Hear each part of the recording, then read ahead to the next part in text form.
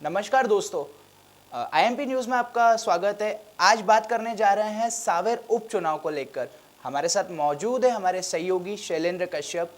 आइए बात करते हैं उनसे और जानते हैं सावेर उपचुनाव में कौन होता है विजेता और कौन हारता है चुनाव। शैलेंद्र जी, आपका आईएमपी न्यूज़ में बहुत बहुत स्वागत है। नमस्कार दर्शकों। बात करते हैं सावेर चुनाव को लेकर। क्या लगता है, जहां एक तरफ तुलसी सिलावट जी है जो पक्का दावा कर रहे हैं, उनके समर्थक पक्का दावा कर रहे हैं उन्हें चुनाव जिताने का, और एक तरफ प्रेमचंद गुड्डू के भी कट्टर कांग्रेसी समर्थक है जो दावा कर रहे हैं कि 25,000 वोटों से हम प्रेमचंद गुड्डू को यहां से चुनाव जिताएंगे। तो आप बताइए किस तरह का ये चुनाव रहता है और किस तरह से हम इस चुनाव को देखते हैं। बात करें प्रेमचंद गुड्डू की, तो प्रेमचंद गुड्डू काफी समय से चुनाव लड़ते आ रहे हैं सावेर क्षेत्र में। सावेर क्षेत्र उनका एक पुराना गृह क्षेत्र भी मान सकते हैं। रहते इंदौर में है, लेकिन वो लगभग अधिकतर चुनाव उन्होंने सावेर से लड़े थे। सावेर चुनाव में वो एक बार जीते हैं और एक बार हारे हैं। हार उनकी जो हुई थी वो प्रकाश सोनकर, स्वर्गीय प्रकाश सोनकर से हुई थी। प्रकाश सोनकर का माना जाता है कि सावेर विधानसभा जो है वहां पर प्रकाश सोनकर का वर्चस्व काफी ज्यादा रहा है। प्रकाश सोनकर तुलसी सिलावट के अगेंस्ट भी लड़ चुके हैं सावेर विधानसभा से। अक्षय, आपने जैसे बात करी प्रकाश सोनकर की, तो सावन सोनकर भी हमेशा वहां दिखाते नजर आ रहे हैं। सियासी हलचल में हमेशा नाम सावेर से सावन सोनकर का जुड़ा है। फिर भी बीजेपी पार्टी सावन सोनकर को क्यों नहीं वोट दे रही है, क्यों नहीं एक तरह से उन्हें लड़ने के लिए दे रही है, सीट दे रही है, क्यों नहीं उनके साथ ऐसा किया जा रहा है? अक्षय भाई, अगर हम लोग माने कि बीजेपी से सावन सोनकर को आना चाहिए था, लेकिन सावन सोनकर ने वहां पर किसी भी तरह से सक्रियता नहीं दिखाई थी। दूसरा ये कि तुलसी सिलावट जो है, तुलसी सिलावट वहां पर पहले कांग्रेस से चुनाव जीत चुके हैं। कांग्रेस में रहते हुए उन्होंने काफी ज्यादा काम किए थे। इस कारण से हम ये मान सकते हैं कि सावन सोनकर को न लेते हुए बीजेपी इस बार भी तुलसी सिलावट को लेगी, क्योंकि तुलसी सिलावट को मंत्री पद भी दिया जा चुका है। तुलसी सिलावट का वर्चस्व माना जाए तो प्रेमचंद गुड्डू से वहां पर काफी ज्यादा दिखाई देता है। अच्छे, तुलसी सिलावट को बीजेपी हाईकमांड ने रमेश मेंदोला, आकाश विजयवर्गीय जैसे कद्दावर नेता, कैलाश जी के पुत्र है आकाश विजयवर्गीय, उनको भी दे रखा है। सावेर के लिए रमेश जी और आकाश विजयवर्गीय को अपना दायित्व वहां निभाने का मौका दिया है, प्रभारी वहां बनाया है। पर इसमें एक ट्विस्ट आता हुआ नजर दिखता है। आपको याद होगा शिवराज सिंह चौहान आए थे, पर एयरपोर्ट पे जो एक तुलसी सिलावट ने शिवराज सिंह चौहान को कहा था कि मुझे गोलू चाहिए, तो कहीं ना कहीं ऐसा नजर आ रहा है कि रमेश जी और आकाश जी कहीं ना कहीं फीके नजर आ रहे हैं सावेर विधानसभा को देखते हुए। ये अगर पहले की बात होती, क्योंकि तुलसी सिलावट समर्थित है सिंधिया जी के, तो सिंधिया जी का गुट में रहते हुए उन्होंने जो बीजेपी ज्वाइन करी है, उसमें अक्षय भाई मैं ये मानता हूं कि आकाश जी और मेंदोला जी फीके जरूर लग रहे हैं, लेकिन बीजेपी हाईकमांड उनको आगे कहीं ना कहीं तुलसी सिलावट के समर्थन में ही खड़ा करेगी और उनको वहां का हो सकता है कि कार्यभार भी सौंप दे चुनावी तय को लेके।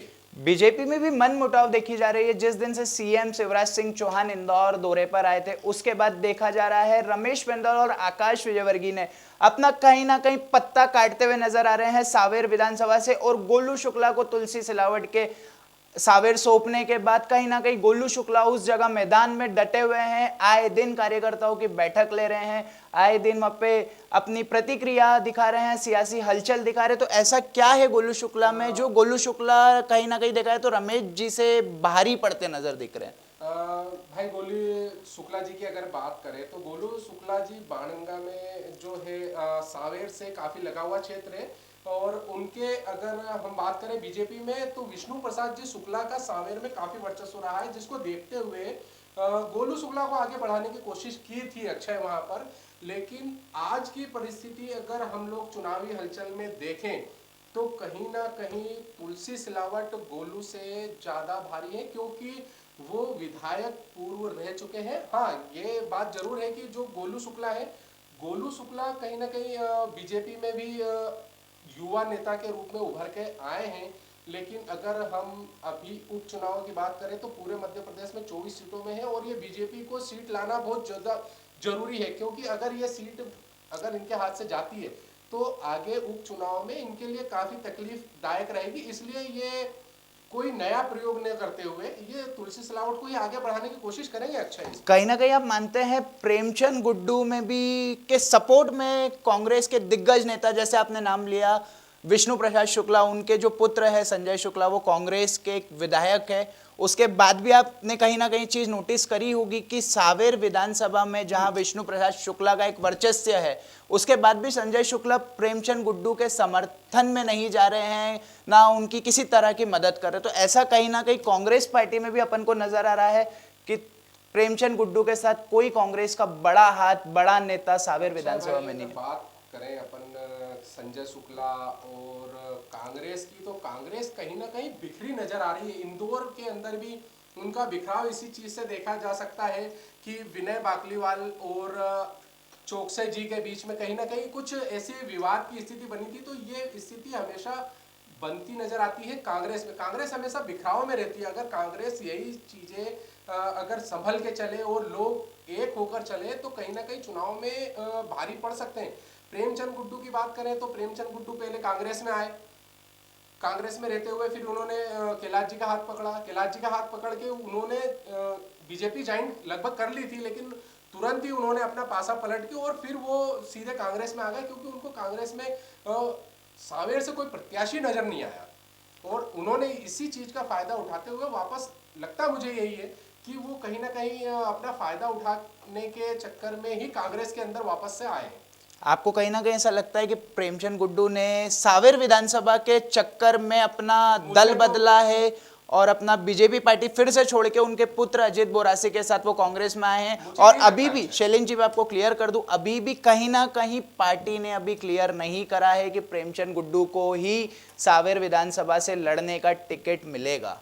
नहीं, अभी इस पे कोई बात नहीं हुई है, कोई मीटिंग नहीं हुई, लेकिन फिर भी प्रेमचंद गुड्डू इन सब चीजों को देखते हुए ही उन्होंने वापस से कांग्रेस ज्वाइन करी है। क्योंकि अगर उनको बीजेपी से कोई फायदा नजर नहीं आया था तो ही वो एकदम से वापस फिर पार्टी में आया था, क्योंकि उन्होंने बीजेपी सिर्फ ज्वाइन करी थी, कोई ज्यादा समय के लिए उन्होंने उत्साह नहीं दिखाया था कि बीजेपी के अंदर आने के बाद वो किसी भी तरीके से उसको ज्वाइन करेंगे या फिर उसके अंदर कोई काम करेंगे। अचानक ही वो वहां से फिर उन्होंने एक लेटर जारी करते हुए और फिर कुछ बयान शैलेंद्र जी, आपकी बात बीच में काटूंगा। ये एक चीज आपको बहुत अच्छे से पता होगी, कैलाश जी का एक बड़ा बयान आया था कि प्रेमचंद गुड्डू चाहते, मैं उन्हें मौका दिलवाता, हाई कमांड में बात करके उनको मौका मिला था, पर प्रेमचंद गुड्डू ने हमारी नहीं सुनी। प्रेमचंद गुड्डू ने अपने मन की करी, उनको थोड़ा इंतजार करना था। तो आपको कहीं ना कहीं ऐसा लगता है कि उनके बेटे को कैलाश जी कहीं ना कहीं विधायक में, पार्षद में या एक भाजपा परिवार में कोई अच्छा पद देते? कैलाश जी का नाम जो है वो बीजेपी के अंदर काफी कद्दावर नेताओं में लिया जाता है। बंगाल जैसी स्थिति को कैलाश जी बहुत संभाल के लेके आए थे। बंगाल में जो उन्होंने काम किए थे उससे आप समझ ही सकते हैं कि वो किस तरह से अपने गृह क्षेत्र को छोड़ के कहीं और जाकर भी चुनाव को बहुत अच्छी तरीके से जिता के ला सकते हैं। तो कहीं ना कहीं प्रेमचंद गुड्डू को रुकना था, कैलाश जी की बातें मानना थी, क्योंकि कैलाश जी बीजेपी के अंदर एक बहुत ही नामी नेता हैं और कद्दावर नेताओं में जो गिने जाते हैं। आपने कैलाश जी की बात करी तो आपको कहीं ना कहीं पार्टी में कुछ हलचल नजर आ रही है। आकाश विजयवर्गीय ने कोरोना संकट के बाद सावेर से अपना पूरा पत्ता साफ कर लिया है। जब से गोलू शुक्ला का नाम सावेर विधानसभा में आया है, रमेश जी और आकाश जी ने अपना वहां से पत्ता कट करके गोलू शुक्ला को आगे बढ़ाया। तो कहीं ना कहीं ऐसा लग रहा है कि पार्टी का भी डिसीजन हुआ नहीं है, पार्टी कुछ भी डिसीजन ले सकती है। इस बात का समर्थन नहीं कर पाऊंगा, क्योंकि रमेश मेंदोला जी जो है वो उनको लगभग सावेर क्षेत्र का जो एक तरीके से प्रभार तरीके से सौंपा है, उनको कहीं ना कहीं जीत दिलाने के लिए आगे बढ़ने की बात कही है। गोलू शुक्ला, ये हो सकता है कि गोलू शुक्ला उनके साथ में जाए, क्योंकि गोलू शुक्ला खुद रमेश जी के काफी चहेते माने जाते हैं। तो वो हो सकता है कि गोलू जी को आगे बढ़ा के फिर रमेश जी कहीं ना कहीं कुछ ऐसे कार्य करें जिससे कि तुलसी सिलावट को जीत हासिल होने में मदद मिल सके। बीजेपी की एक पंच लाइन मेरे को याद आ रही है, बीजेपी की हमेशा एक पंच लाइन रहती है, कैंडिडेट चुनाव नहीं लड़ता है, संगठन चुनाव लड़ता है। तो यही चीज कांग्रेस में क्यों नहीं है? आज जैसे माना जा रहा है तुलसी सिलावट का गढ़ है, तुलसी सिलावट विधायक है सावेर के, तो संगठन ने अपना पावर वहां दिखाना शुरू कर दिया है। गोलू शुक्ला, गौरव रणदिवे जैसे होनहार जवान जो बीजेपी में हैं और जो आए दिन कुछ ना कुछ सावेर में अपनी सियासी हलचलें दिखा रहे हैं हम लोगों को, पर एहसास कांग्रेस में क्यों नहीं हो रहा है? प्रेमचंद गुड्डू आज भी सावेर दौरे पर अकेले हैं, उनके साथ कांग्रेस का कोई बड़ा चेहरा। और बात की जाए पास की, तो बाणगंगा के जो विधायक है संजय शुक्ला, वो भी उनके साथ कहीं नजर नहीं आ रहे। तो कहीं ना कहीं आपको ऐसा लगता है? अभी ये नहीं मान सकते हैं कि चुनावी दौर चालू हो गया है। हाँ, उपचुनाव को लेकर यहाँ पर काफी ज्यादा हलचलें तो देखने को मिली है। ग्रामीण क्षेत्रों में मैंने एक दो बार गया था यहाँ पर, वहां मैंने देखा है कि ग्रामीण क्षेत्र के लोग जो हैं वो अपने समर्थकों के साथ जरूर नजर आ रहे हैं। वहीं प्रेमचंद गुड्डू के साथ में ऐसा कोई अच्छा मेरे को नजर नहीं आया कि कोई विधायक या फिर कोई बड़ा चेहरा गया हो।